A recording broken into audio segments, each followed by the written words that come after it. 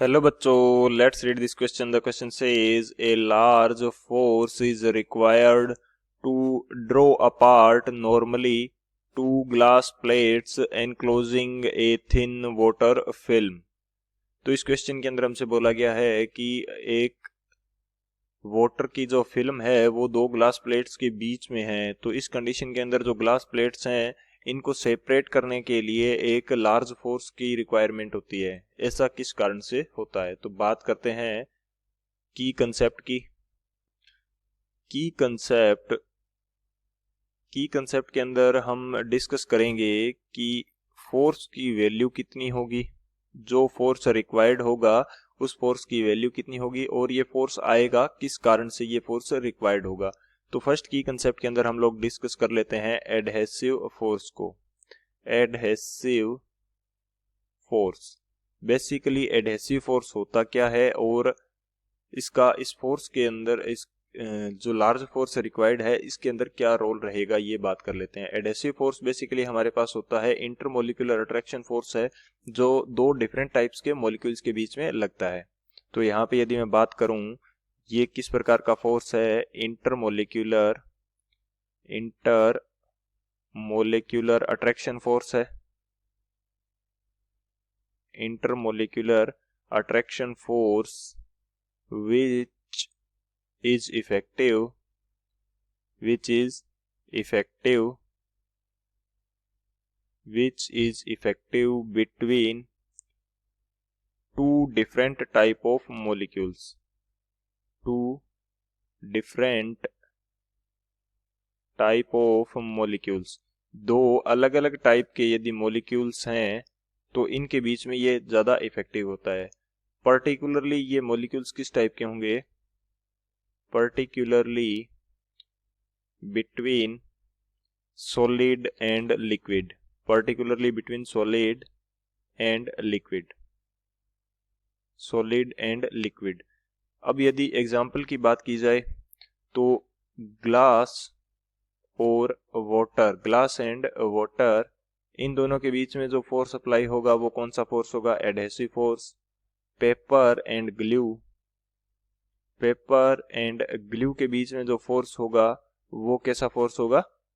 ये भी हमारे पास एडहेसिव नेचर का फोर्स होगा। पर्टिकुलरली एक फेज जो होती है वो सॉलिड होती है और दूसरी लिक्विड या सेमी सॉलिड फेज इसके अंदर होगी। तो ये हमारा एक कंसेप्ट आता है एडहेसिव फोर्स का। सेकेंडली, ये जो फोर्स है ये इतना इफेक्टिव होता है कि ये दोनों जो हमारे पास ग्लास की जो प्लेट्स हैं इनको एक साथ बांधे रखता है, तो हमें लार्ज फोर्स की रिक्वायरमेंट रहती है। सेकंड की कंसेप्ट के अंदर हम बात करते हैं सरफेस टेंशन की। सेकंड की कंसेप्ट हमारे पास क्या होगा? Surface tension. सरफेस टेंशन जो होता है वो हमारे पास लिक्विड की प्रॉपर्टी है, जिसकी वजह से इस प्रॉपर्टी की हेल्प से ये लिक्विड अपना सरफेस एरिया मिनिमम रखने का प्रयास करता है। तो इस जो सरफेस टेंशन होता है इसको टी से शो किया जाता है एंड इसकी वैल्यू हमारे पास क्या होती है? Force by length. ये जो L है ये होती है length exposed to air, length exposed to air, या एयर नहीं बोलेंगे, ये कोई मीडियम को एक्सपोज्ड लेंथ होगी जिस मीडियम के अराउंड हम सरफेस टेंशन की बात कर रहे हैं। Length exposed to medium. यदि हम लिक्विड की बात कर रहे हैं तो उस लिक्विड को कितनी एक्सपोज कर रहा है ये लेंथ, उस लेंथ की बात की जा रही है यहाँ पे L से। तो ये हमारे पास वैल्यू रहती है सरफेस टेंशन की। तो अब बात करते हैं इन दोनों की कंसेप्ट की हेल्प से इसके सॉल्यूशन की। सॉल्यूशन की यदि बात करें तो हमारे पास सॉल्यूशन इस क्वेश्चन के लिए क्या होगा? सबसे पहले बात करते हैं adhesive force. Adhesive force between glass plate, between glass plate and water, ये इफेक्टिव होता है, is very effective and due to this force and due to this force we required a large force we required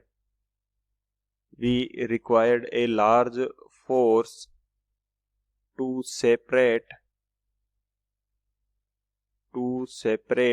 glass plates.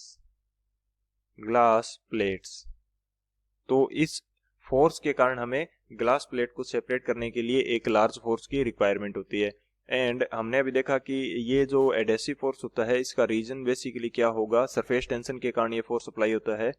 Adhesive force is due to effect of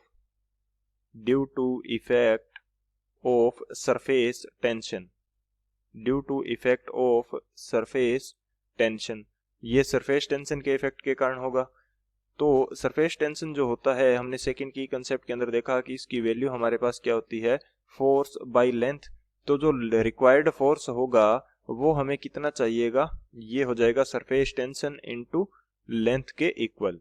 यानी कि इतना force हमें required होगा उन दोनों plates को separate करने के लिए. Force is equal to surface tension into length के इक्वल फोर्स हमें चाहिए होगा, तभी हम उनको अलग कर पाएंगे. तो बेसिक रीजन क्या हुआ इसके पीछे का कि लार्ज फोर्स की रिक्वायरमेंट क्यों होती है, क्योंकि इन दोनों के बीच का जो एडहेसिव फोर्स है ग्लास और वाटर के बीच का वो बहुत ज्यादा इफेक्टिव हो जाता है, जिस वजह से हमें इन्हें सेपरेट करने के लिए एक लार्ज फोर्स की रिक्वायरमेंट होती है. So this is the final answer. I hope you understood it well. Best of luck. Thank you.